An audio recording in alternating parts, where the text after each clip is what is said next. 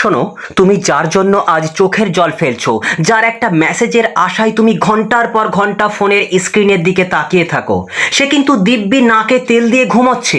কিন্তু কি জানো কেন? কারণ তুমি তাকে তোমার জীবনের অক্সিজেন বানিয়ে ফেলেছো। আর মানুষ যখন জানে যে কেউ তাকে ছাড়া বাঁচবে না, তখন সে সেই মানুষটাকে সস্তা ভাবতে শুরু করে। আজ আমি তোমাকে এমন এক মনস্তাত্ত্বিক সত্যের মুখোমুখি দাঁড় করাবো, যেটা শোনার পর তোমার বুকটা কেঁপে উঠবে, কিন্তু তোমার মেরুদণ্ড সোজা হয়ে যাবে।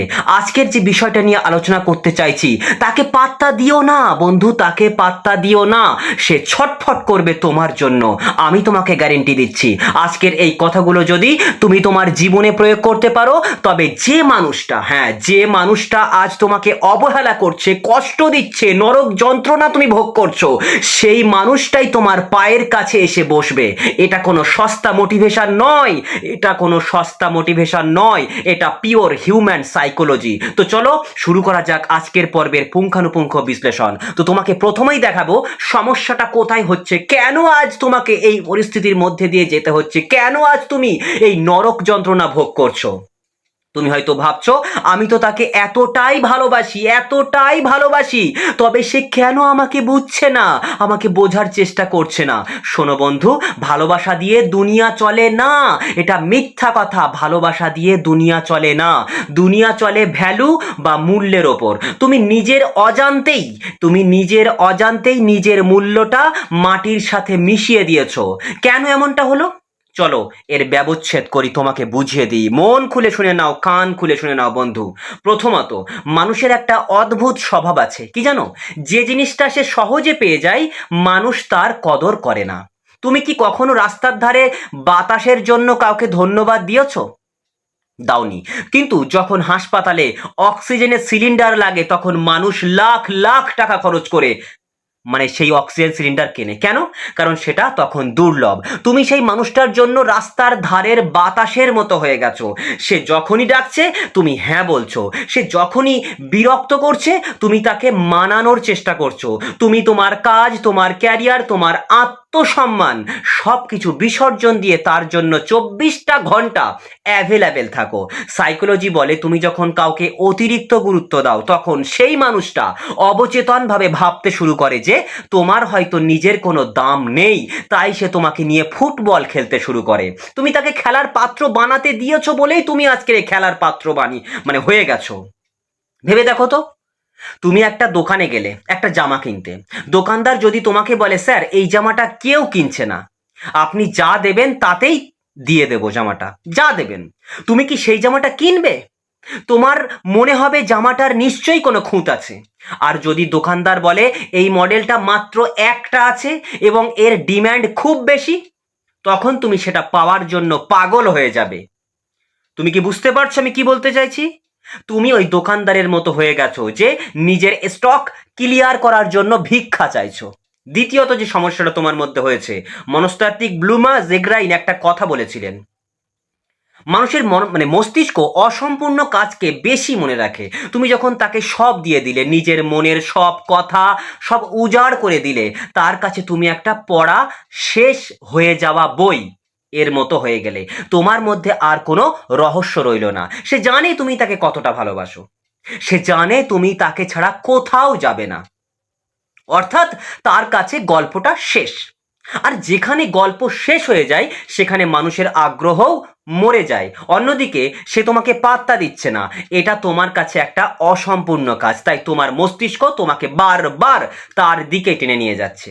তুমি তার কাছে হেরে যাচ্ছ কারণ তোমার মস্তিষ্ক তোমাকে শান্তি দিচ্ছে না।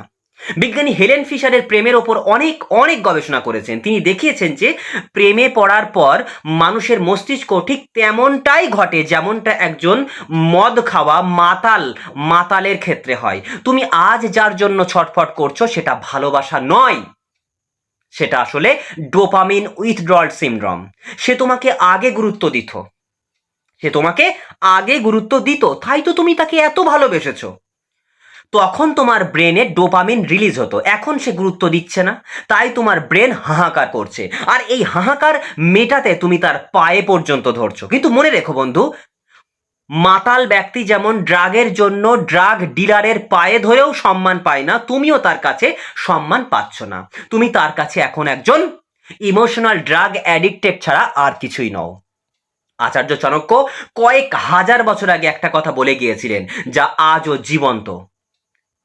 তিনি বলেছিলেন, অত্যন্ত সরল হতে নেই, অত্যন্ত সরল হতে নেই। বনে গিয়ে দেখবে সোজা গাছগুলো আগে কাটা হয় আর বাঁকা গাছগুলো দাঁড়িয়ে থাকে। তুমি বড্ড বেশি সোজা হয়ে গেছো, তোমার রাগ নেই, তোমার অভিমান নেই, তোমার ডিম্যান্ড নেই, তুমি শুধু দিতেই জানো। আর এই দুনিয়া দাতা নয়, গ্রহীতাকে সম্মান করে। তুমি তাকে প্রশ্রয় দিয়ে দিয়ে মাথায় তুলেছো। সে যখন তোমার সাথে খারাপ ব্যবহার করে, তুমি প্রতিবাদ করার বদলে উল্টে তাকেই সরি বলো, যাতে সম্পর্কটা টিকে থাকে। শোনো বন্ধু, যে সম্পর্ক টিকিয়ে রাখার জন্য তোমাকে বারবার মেরুদণ্ডটা বাঁকাতে হয়, সেই সম্পর্কটা আসলে একটা বোঝা। আর এই বোঝা তুমি একা বয়ে বেড়াচ্ছ বলেই সে হাত ছেড়ে দিয়ে মজা দেখছে। তুমি কি মনে করতে পারো এই মানুষটা তোমার জীবনে আসার আগে তুমি কেমন ছিলে? মনে করতে পারো? তোমার কিছু শখ ছিল, তোমার কিছু বন্ধু ছিল, তোমার একটা আলাদা জগৎ ছিল, তোমার একটা আলাদা হাসি ছিল। আজ আজ আয়নার সামনে দাঁড়িয়ে দেখো তো, সেই মানুষটাকে খুঁজে পাও কিনা? পাবে না, কারণ তুমি নিজেকে হারিয়ে ফেলেছো ওকে ভালোবাসতে বাসতে। তাই ওশো একটা কথা বলতেন, যদি তুমি নিজেকে ভালোবাসতে না জানো, তবে অন্য কেউ তোমাকে ভালোবাসবে এই আশা করাটা বোকামি। কি বললাম? আবার বলছি, যদি তুমি নিজেকে ভালোবাসতে না জানো, তবে অন্য কেউ তোমাকে ভালোবাসবে এই আশা করাটা বোকামি। তাই তোমাকে কি করতে হবে? তোমার নিজেকে ভালোবাসতে হবে। তুমি যদি নিজেই নিজেকে ঘৃণা করছো, নিজের সময় নষ্ট করছো, নিজের চোখের জল ফেলছো, সব নিজেরই ক্ষতি করছো, তবে ওই অন্য মানুষটা তোমাকে কেন সম্মান করবে? কেন সম্মান করবে তোমাকে? সে তো দেখছে তোমার নিজের কাছেই নিজের কোনো দাম নেই। তো এই পরিস্থিতিটা কতটা ভয়ঙ্কর তুমি নিশ্চয়ই বুঝতে পারছো। তুমি যদি এখনই না থামো, তবে কি হবে জানো? তোমার আত্মসম্মান বা সেলফ এস্টিম জিরো হয়ে যাবে। তুমি নিজেকে অপদার্থ ভাবতে শুরু করবে। অটোমেটিক্যালি তুমি নিজেকে অপদার্থ ভাবতে শুরু করে দিয়েছো, তাই না? আমি কি ভুল বলছি? সে তোমার এই দুর্বলতার সুযোগ নিয়ে তোমাকে বারবার ব্যবহার করবে এখন যদি না থামো। যখন তার একঘেয়েমি লাগবে, সে তোমার কাছে আসবে, আর যখন তার কাজ মিটে যাবে, সে তোমাকে লাথি মেরে সরিয়ে দেবে। তুমি ডিপ্রেশনের এমন এক অতলে তলিয়ে যাবে, যেখান থেকে ফিরে আসা খুব খুব খুব কঠিন হয়ে যাবে, তুমি যদি এখনই না থামো। মানুষের মনস্তত্ত্ব বলে, মানুষ সবসময় তার পেছনে ছোটে যে তাকে গুরুত্ব দেয় না। মানুষ সব সময় তার পেছনে ছোটে যে তাকে গুরুত্ব দেয় না। তুমি আজ তার পেছনে ছুটছো কারণ সে তোমাকে পাত্তা দিচ্ছে না। কিন্তু একবার ভেবে দেখো তো, তুমি যদি তার পেছনে ছোটা বন্ধ করে দাও, তবে কি হবে? তুমি যদি তার পেছনে ছোটা বন্ধ করে দাও, তবে কি হবে ভেবে দেখো তো একবার। জেগার্নিক ইফেক্ট এবার তার উপরে কাজ করা শুরু করবে। হ্যাঁ, সে যখন দেখবে যে মানুষটা তাকে ছাড়া এক মুহূর্ত থাকতে পারতো না, সে আজ তাকে জিজ্ঞাসাও করছে না, তখন তার ইগোতে আঘাত লাগবেই লাগবে। তার মনে হবে গল্পটা কি তবে এখানেই শেষ হলো?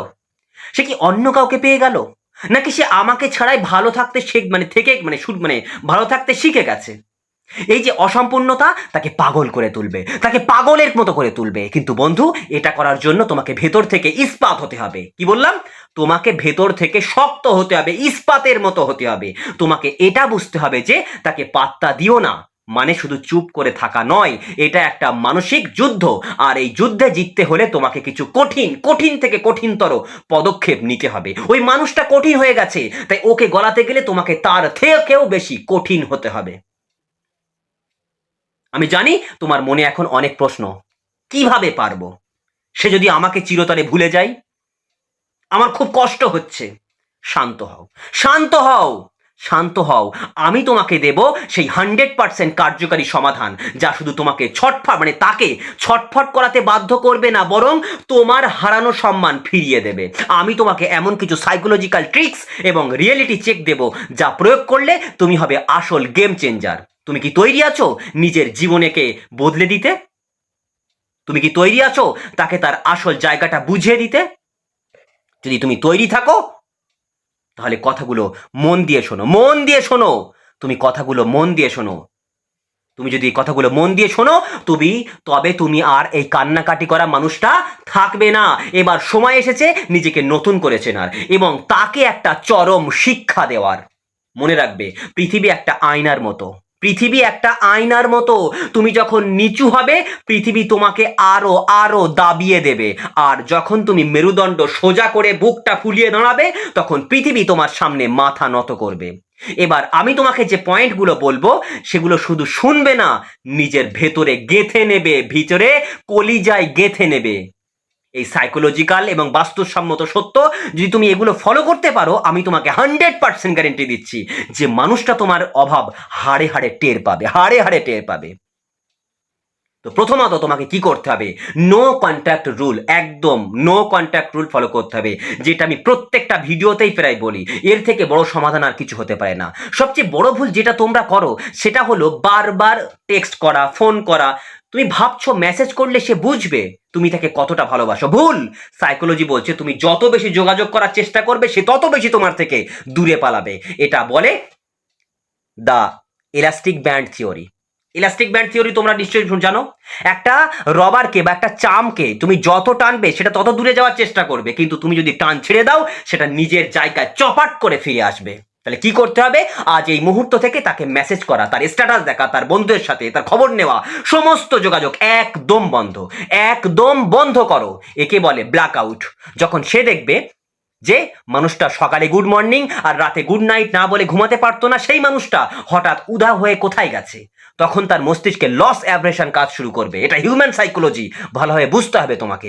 মানুষ পাওয়ার চেয়ে হারানোর ভয়ে বেশি আতঙ্কিত হয়। সে তখন ভাববে তবে কি আমি তাকে হারিয়ে ফেললাম, আমি কি তাকে হারিয়ে ফেললাম, এই ভাবনাটাই তাকে ছটফট করানো শুরু করবে। শোনো বন্ধু, একটা ছোট্ট বাচ্চা যখন খুব জেদ করে খেলনা দাও খেলনা দাও, কিন্তু ওই খেলনাটা যখন তুমি অন্য কোনো বাচ্চার হাতে দিয়ে দেবে তখন সে ওটা পাওয়ার জন্য কান্নাকাটি শুরু করবে। তুমি যখন তাকে দিয়ে রেখেছিলে তখন অতটা ভ্যালু দিচ্ছিল না, কিন্তু যেই ওই খেলনাটা নিয়ে অন্য একজনকে দেবে তখন ওই খেলনাটা পাওয়ার জন্য বাচ্চাটা মরিয়া হয়ে যায়। তুমি তার কাছে এখন ওই ফেলে দেওয়া খেলনা। নিজের ভ্যালু বাড়াতে হলে তোমাকে অন্য কারো হাতে নয়, নিজের হাতে নিজের নিয়ন্ত্রণ নিতে হবে। দ্বিতীয় কি স্টেপ নিতে হবে তোমাকে, বিখ্যাত স্টোইক দার্শনিক মার্কাস অ্যারেলিয়াস বলেছিলেন তোমার মনের ওপর তোমার ক্ষমতা আছে, বাইরের ঘটনার ওপর নয়। এটা বুঝতে পারলেই তুমি প্রকৃত শক্তি খুঁজে পাবে। সে তোমাকে পাত্তা দিচ্ছে না, এটা তোমার নিয়ন্ত্রণে নেই, কিন্তু সে পাত্তা দিচ্ছে না বলে তুমি সারাদিন মন খারাপ করে বসে থাকবে, কান্নাকাটি করবে, যাই করবে কিনা সেটা তোমার নিয়ন্ত্রণে আছে। তুমি যখন তার অবহেলায় ভেঙে পড়ো তখন তুমি তাকে তোমার ইমোশনাল রিমোট কন্ট্রোলটা তাকে দিয়ে দাও। সে যখন চায় তোমাকে হাসায়, যখন চায় তোমাকে কাঁদায়। তা কি করতে হবে তোমাকে, তোমাকে পাথর হতে হবে। সে যদি তোমার সামনে এসে অন্য কারোর সাথে হাসাহাসি করে তোমার চোখে মুখে যেন কোনো বিকার না থাকে। একেই বলে দ্য গ্যারি রক মেথড। নিজেকে একটা ধূসর পাথরের মতো বানিয়ে ফেলো যার কোনো ইমোশন নেই। তুমি এমন একটা মানুষে পরিণত হবে যে মানুষটার কোনো ইমোশন নেই।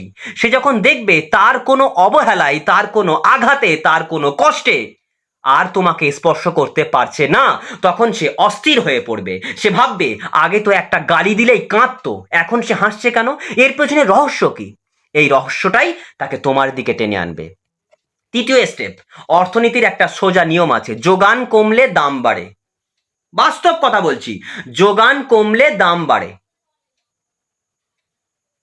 এখন দেখো বাস্তবে যে বিষয়টা ঘটছে, এখন দেখো রান্নার গ্যাসের দাম কতটা বেড়ে গেছে, কারণ রান্নার গ্যাসের দামের যোগান তো কমে গেছে, গ্যাসের যোগানই কমে গেছে। তাই ওই 1000 টাকার গ্যাস এখন মানুষ 1600, 1800, 2000, 3000 টাকা দিয়ে ওই গ্যাস কেনার জন্য মরিয়া হয়ে গেছে।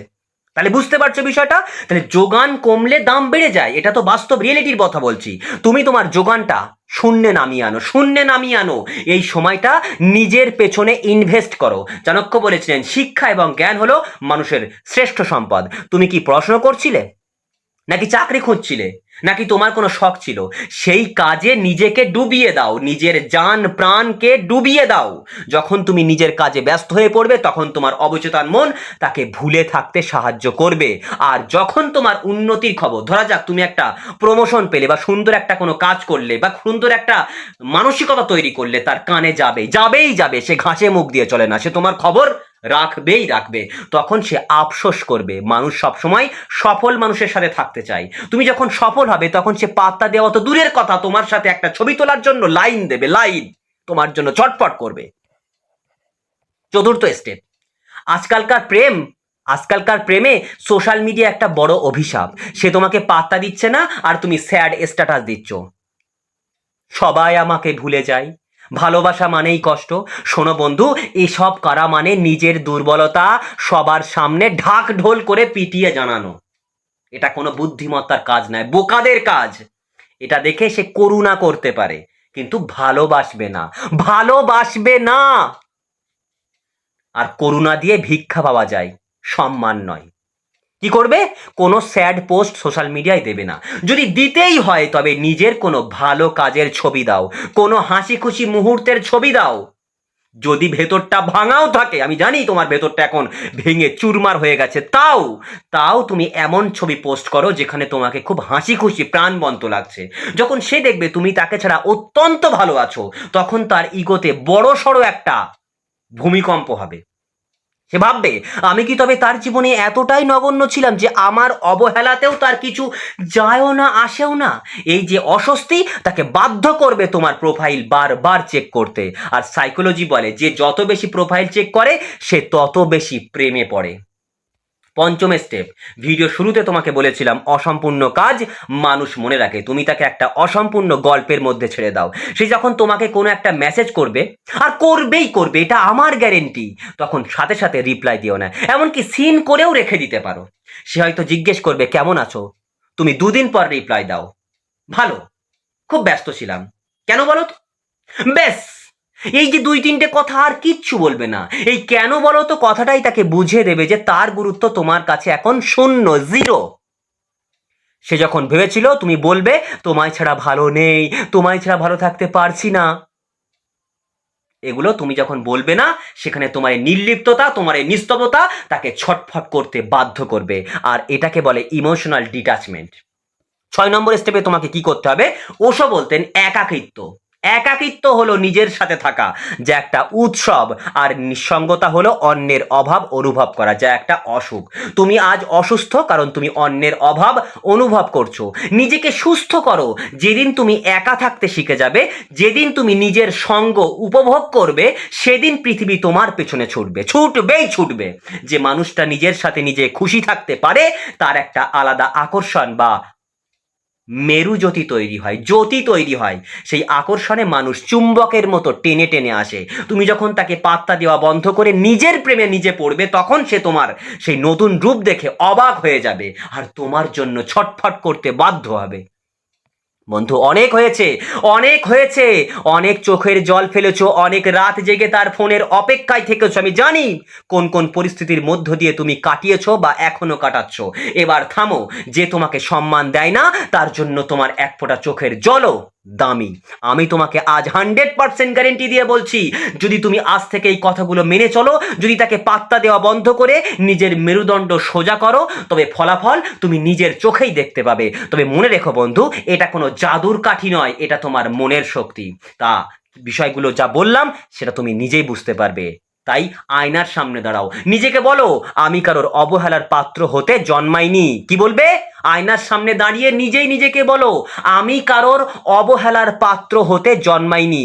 আমি আমার নিজের সাম্রাজ্যের রাজা কিংবা রানী।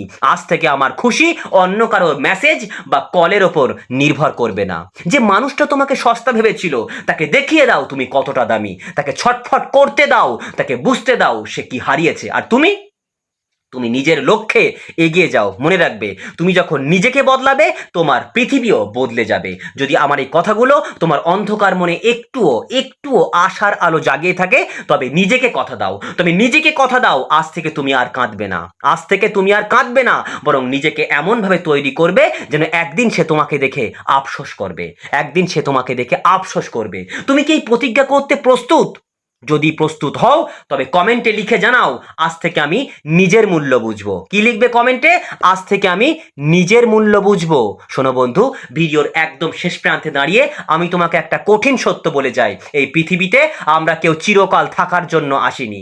আমাদের হাতে সময় খুব খুব কম, আর এই সীমিত সময়ের প্রতিটি সেকেন্ড যে মানুষটা তোমাকে অবহেলা করে অপচয় করছে, সে আসলে তোমার জীবন থেকে তোমার আয়ু কেড়ে নিচ্ছে। তুমি কি জানো কবরে শুয়ে থাকা মানুষগুলো যদি আজ একবারের জন্য ফিরে আসার সুযোগ পেত, তবে তারা কোনো অবহেলাকারী মানুষের জন্য এক ফোঁটা চোখের জলও ফেলতো না। তারা শুধু হাসতো আর নিজের জীবনকে ভালোবাসতো। তুমি তো এখনো বেঁচে আছো, তবে কেন কেন একটা মৃত সম্পর্কের লাশের পাশে গিয়ে বিলাপ করছো? মনে রেখো বন্ধু, তুমি কোনো বিকল্প নাও। You are not a option. তুমি কারো অবসরের বিনোদন নও যে যখন ইচ্ছে আসবে আর যখন ইচ্ছে চলে যাবে। তুমি হলে একটা জ্বলন্ত অগ্নিপিণ্ড। তুমি যখন কাউকে অতিরিক্ত গুরুত্ব দাও, তখন তুমি আসলে নিজের আলো দিয়ে তাকে আলোকিত করো, আর বিনিময়ে সে তোমাকে অন্ধকার উপহার দেয়।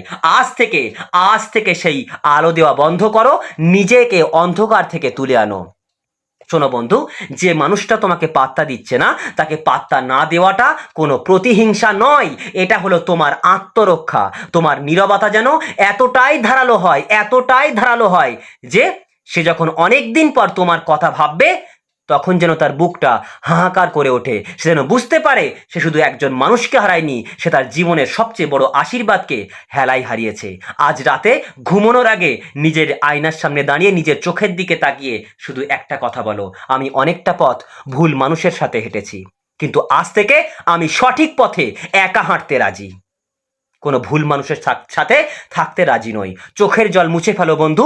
তোমার এই সুন্দর চোখ দুটো কাঁদার জন্য তৈরি হয়নি, এই পৃথিবীটাকে জয় করার জন্য তোমার তৈরি হয়েছে। আজ এই মুহূর্ত থেকে তুমি মুক্ত। আজ থেকে তুমি কারোর অবহেলার শিকার নও। আজ থেকে তুমি তোমার নিজের জীবনের ভাগ্য বিধাতা। যাও, নিজের পৃথিবীটা সাজিয়ে তোলো, এমন ভাবে বাঁচো যেন একদিন সে তোমার দূর থেকে দেখে দীর্ঘশ্বাস ফেলে বলে, ইস, এই মানুষটাকে যদি আমি চিনতে পারতাম, তবে না জানি। কিন্তু সেদিন যেন তুমি অনেক দূরে, অনেক উঁচুতে থাকো। ভালো থেকো নিজের জন্য, ভালো থেকো নিজের সম্মানের জন্য, কারণ তুমি না থাকলে এই পৃথিবীটা তোমার জন্য অসম্পূর্ণ থেকে যাবে। আজ থেকে তোমার নতুন জন্ম হোক, তোমার জয় হবেই।